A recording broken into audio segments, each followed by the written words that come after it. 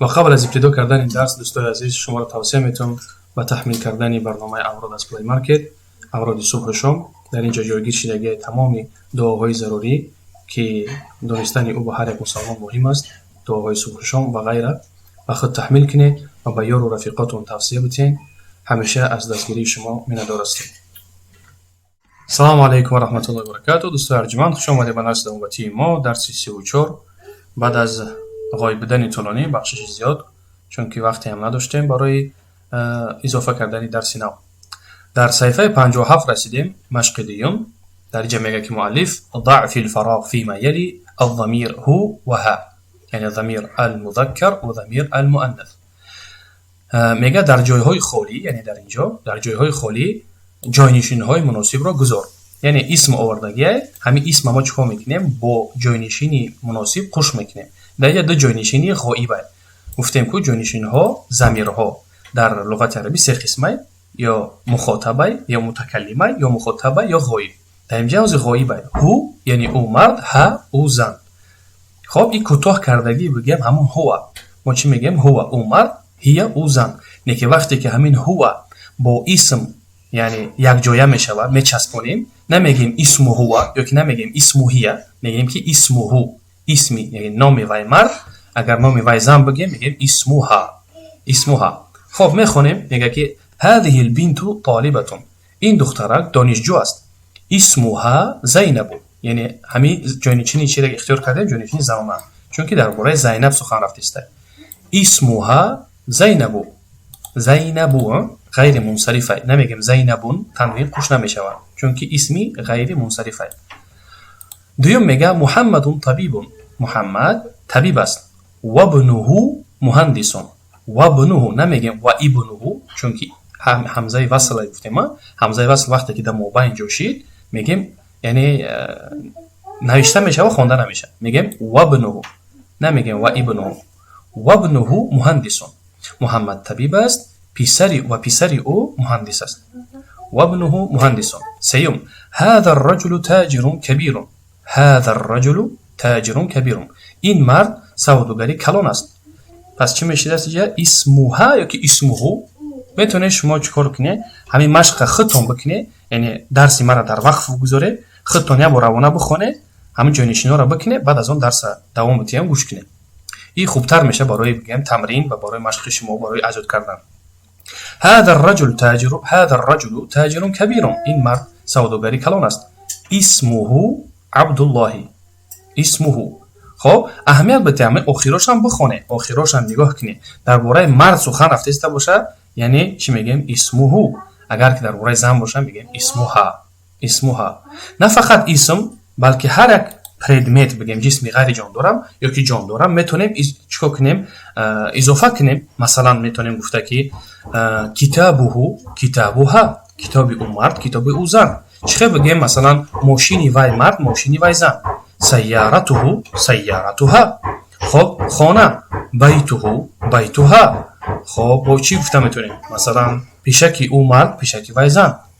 گربه قطته یا که قطه قطها. هر یک پردمتی که مثلا هر یک چیزی که همون اسمهایی که ما گذاشتیم در این کتاب، شما میتونید همین جمله بندی بسازید به واسطه همین اسمها. امها فی المطبخ، آمینه در اتاق است، در غرفه است. و مادر او، مادر او زن چی میشه؟ و امها، و مادر او در چایخانه هست، در بخشش مطبخ چی بود؟ گفتیم آشخانه. و امها فی المطبخ، و امها فی المطبخ. پنجم میگه عایشه، اینم اسم غیر منصرفه. عایشه امینه رو هم خیر، یعنی تنوین نمیگذاریم، نمیگیم امینتون عایشتون بلکه امینه عایشه. عایشه طبیبه و اختها ممرضه. عایشه میگه طبیبه هست، یعنی زنی طبیبه هست. و اختها ممرضه، و خواهر او یا که اپای او، خواهر او چی است؟ پرستار است. ممرضه چیه؟ پرستار. با یا که سستر میگن، با زبان تاجیکی خودمون میشه پرستار. عایشه طبیبه و اختها ممرضه. ششم خرج محمد من الفصل و خرج معه زمیله. محمد میگه از صنف برآمد و این چونین همراه او هم صنفش برآمد. و همراه او همسینفش برآمد. خرج محمد من الفصل و خرج معه زمیله. اگر که محمد نمی بودیم مثلا فاطمه چی میگفتیم؟ خرجت فاطمه من الفصل و خرجت معها زمیلها. خب معه کشید همراه او مرد، معها همراه او زن، زمیله همسینف وی مرد، زمیلها همسینف وی زن. فهموها؟ انشاءالله دوام میتین. سیم مشق میگه که هاتی خمسه اسئله و اجوبه کالمثال الآتی. میگه 5 تا سوال و جواب به مانند مثال زیرین بیار یا که بنویس یا که تیار کن. هاتی خمسه اسئله و اجوبه کالمثال الآتی. میگه که عندك قلم؟ نعم عندي قلم. آیا تو قلم داری؟ بله من قلم دارم. عندي قلم. گفته که عندك سوالی های، یعنی تو یگان چیز داری. وقتی که از چیز میپرسیم جسم غیر جاندار ما چی سوال میتیم؟ عندك مثلا ماشین داری؟ عندك سیاره؟ خب چی داری؟ خانه داری؟ عندك بیت؟ کتاب داری؟ عندك کتاب؟ و دیگر پردمت هایی که هست میتونه جمله با فکر نه. یعنی از پردمت که پرسیدیم میگیم عندك. اگر خیزنده خطاب کنیم میگیم عندکی، خطاب به سوی زن باشه. و وقتی که از جسم میگیم از انسان میپرسیم تو اپا داری، تو خواهر داری، تو پدر داری، میگیم الک اخون، الک اختون. آیا تو برادر داری؟ آیا تو خواهر یا که اپا داری؟ الک امون. آیا تو مادر داری؟ الک عمون. آیا تو تقا یا که امکی داری؟ خب لک میگیم وقتی که از آدم میپرسیم، از خویش و تبار میپرسیم. وقتی که از پردمت میپرسیم میگیم که عندك. خب 5 تا سوال و جواب. الکی خیلی مثال آوردم، شما میتونید گفته که عندك سیاره؟ جواب نعم عندي سیاره. عندك بیت؟ نعم عندي بیت. کتاب عندك کتاب؟ نعم عندي کتاب. با یگان پردمت دیگه خیلی خودتون میتونه در کامنت هم یگان جمله بندی کنین، در کامنت بنویسین. خب میگه چهارم مشق هاتی خمسه اسئله و اجوبه کالمثال الآتی. رنگ همین سیم مشقه. میگه که 5 تا سوال و جواب بیار با مانند مثال های زیرین. یکم ده چی بود؟ سوال بود، جوابش اقراری بود، یعنی با نعم بله من دارم، من خانه دارم، من دفتر دارم، من قلم دارم. اما اینجا انکاری های، جوابش جواب چیه؟ انکاری. لا ما عندي قلم. سوال میتیم میگه که عندك قلم؟ تو قلم داری؟ میگیم که لا ما عندي قلم، نه من قلم ندارم. هم خیلی دیگه همین سوال های و جواب هایی که در پیشینه کرده با اقرار یجدا چه میکنیم؟ انکار میکنیم. عندك قلم؟ لا ما عندي قلم. عندك بيت؟ لا ما عندي بيت. عندك مثلا سيارة؟ لا ما عندي سيارة. خب میگه تأمل ما یلی، اندیشه که به مثال زیرین. مثلا خانه بیتون چی میگیم؟ خانه من میشوه بیتی، خانه تو مرد میشوه بیتوکا. اگر مخاطب به سوی زن باشه چی میگیم؟ بیتوکی. خانه او مرد بیتوهو، خانه او زن بیتوها، خانه او زن بیتوها. خب از برای تکرار بازم میگیم که جانشین ها چند نمود بوده در لغت عربی؟ 3 نمود. یا متکلمه مثل در تاجیکی میشوه من مایون، به عربی انا نحنو. مخاطب 5 نمود میشوه در عربی، در تاجیکی 2 تا، تو شما، تو و شما. در عربی میشوه انت تو مرد، انتی تو زن، انتوما شما هر دو، انتم شما مردها، انتون شما زنها. و سیم غایب، جانشینی غایب در لغت تاجیکی 2 تا، او آنها، یکی وی آنها، وی مرد باشه وی زن باشه، آنها مردها که آنها زنها. یعنی بگیم کم طرف دشوارتره، یعنی ای جمله ای سیاق جمله نمیشه فهمیده تا وقتی که ما زن خوش نکنیم بگیم که او مرد یا که او زن. اما در عربی در حال میفهمی که برای زن علاهیده، برای مرد علاهیده. میگیم که هو او مرد، هی او زن، هما آنها دو کس نوابسته جنس، هم آنها مردها، هن آنها زنها. این متکلم میگیم چرا ضمیرهای جانشین‌های حتما باید شما بدونید، روانه بدونید. اگر همین جانشین‌ها رو خوب ندونید در سخن کردن به نهایت شما دشوار میشه.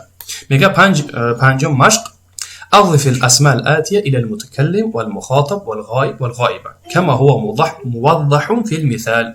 اضافه کن میگه نام‌های زیرین را، یعنی اسم‌های زیرین را. اسم‌ها چیه؟ قلم، کتاب، سریر، اسم، همین اسم‌ها.